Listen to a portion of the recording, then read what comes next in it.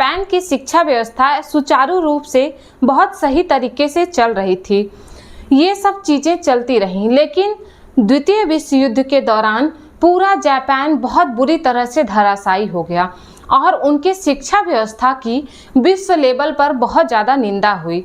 तो उन्होंने 1946 से शिक्षा का एक नया अध्याय शुरू किया, नए नियम बनाए शिक्षा के लिए। 1946 में संयुक्त राज्य शिक्षा मिशन ने वह जापान की शिक्षा में बहुत बड़ा बदलाव किया।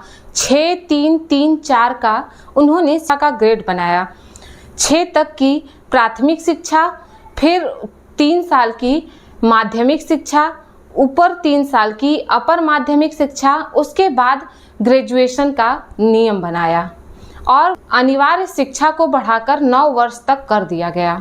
वहाँ पर नैतिकता के पाठ्यक्रम को पूरी तरह से हटा दिया गया और समाजवादी देश दुनिया के पाठ्यक्रम को उन विषयों में शामिल किया। स्थानीय बोर्ड की स्थापना की गई और नए शिक्षक संघ की भी स्थापना की गई। उसके बाद उन्होंने उच्च शिक्षा के लिए भी बहुत ज़्यादा बदलाव किए। उच्च शिक्षा प्राप्त करने के लिए उन्होंने और भी कई विश्वविद्यालय खोले ताकि हर बच्चे को उच्च शिक्षा मिल सके। 1952 में पूर्ण रूप से स्वतंत्र होने के बाद जापान की शिक्षा में एक बार फिर से कुछ बदलाव किए गए। वहाँ की शिक्षा में जापानी विचारों को जानने के लिए, प्रतिबिंबित करने के लिए उन्होंने शिक्षा में संशोधन किया।